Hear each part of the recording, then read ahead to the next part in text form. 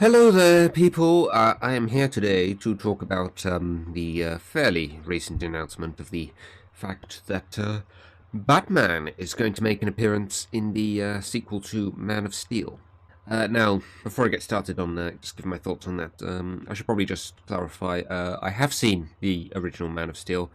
I was planning to review it, but I just drew a blank with it completely. I didn't hate it exactly. It did nothing for me. I found the action boring. I found the characters uninteresting. I found the story to be very convoluted, particularly those flashbacks were kind of all over the place and everything. And I just didn't find, the way that they were approaching this idea with Superman particularly interesting, to be honest. So, I couldn't really think of anything really sort of concise or well thought out really to say about it. It just didn't work for me on any level. But I do like the idea of Superman. The story of Superman does interest me. I absolutely love the first two Richard Donner films, for example. I certainly think with the origin story out of the way, they could potentially do something a little bit better with the sequel that perhaps could be a bit more interesting. I am hopeful from a sequel that they could do something with this. And the idea that Batman is going to be in the sequel really excites me, actually, because that is something that I've wanted to see for a while. I have really found it very interesting, actually, how the story of Superman and the story of Batman, they're kind of like sort of similar, but also at the same time sort of polar opposites. You've got Bruce Wayne, who basically was given everything in terms of his actual life, money and everything. But he sort of felt, because he lost his parents, he sort of felt an obligation, sort of personally, that he had to do something more. But he didn't really feel that he could do it as Bruce Wayne. And then you've got Superman, who's kind of like the opposite to that.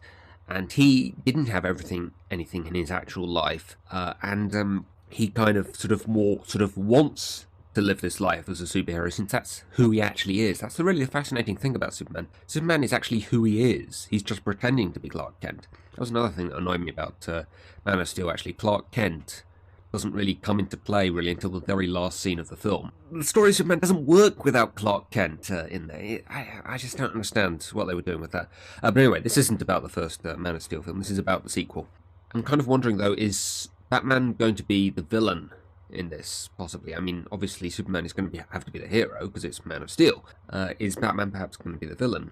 I kind of wonder, is he going to be a similar kind of character perhaps to Lex Luthor, since, Bruce Wayne kind of is a similar character to Lex Luthor. He's a billionaire who is, trying to sort of gain sort of power, but he's sort of doing it for different kind of reasons. He kind of wants to do the right thing. So, I don't know, they're going to turn Batman into a villain in this, perhaps?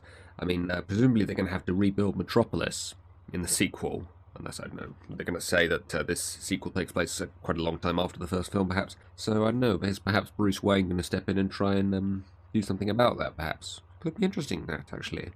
Yeah, I am kind of intrigued.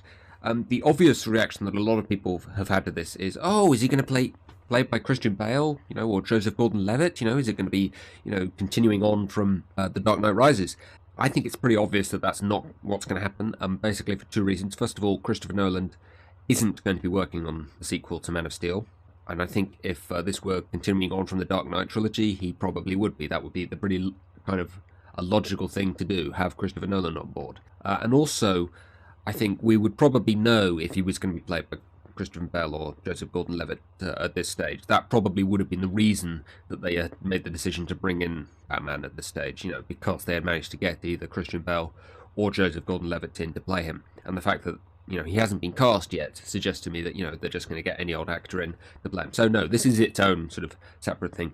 Also, if you bring in Christian Bale or Joseph Gordon-Levitt to play Batman, you are kind of spoiling the ambiguity to the ending to The Dark Knight Rises. I won't spoil the ending to The Dark Knight Rises for anyone who hasn't seen it, but anyone who's seen it should know what I'm talking about there. Perhaps I've kind of spoiled it, actually, by suggesting that Joseph Gordon-Levitt could be playing him. But anyway, I don't think that's what's going to happen anyway. But yeah, I think it's a pretty safe bet, obviously, after the success of The Avengers, that they are going to do a Justice League film at some point, and this perhaps could tie into that at some point, perhaps. I don't know, though. The Avengers was kind of a very sort of goofy, kind of very sort of casual, comedic, kind of cartoonish superhero film, whereas both Man of Steel and the Dark Knight trilogy, and perhaps in a sense, the modern Batman in general, has been very much more sort of gritty and realistic. So I don't know if I'd want to see that from a Justice League film. But yeah, definitely really interested to see for the first time ever, I believe. I think I'm right in saying that. The first time ever we're going to see Superman and Batman on screen together in a film. It's going to be really very interesting because their characters are just sort of such big polar opposites in terms of the decisions to become superheroes, you know, and their backgrounds, both as Clark Kent and Bruce Wayne, have been very kind of different. But they both kind of have the same core sort of aims, you know, kind of reasons for wanting to become superheroes at the same time. And obviously the setup as superheroes couldn't be more different either.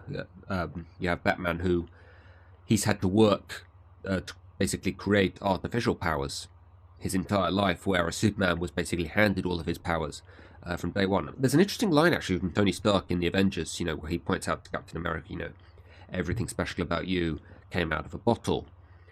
Whereas, you know, the contrast to Iron Man, you know, he's had to work for all of his powers. He's had to create them all for himself using his own money and his own hard work and his own know-how. You know, that's Batman, basically. And then, obviously, Captain America is the equivalent of Superman. He's had all his powers handed to him.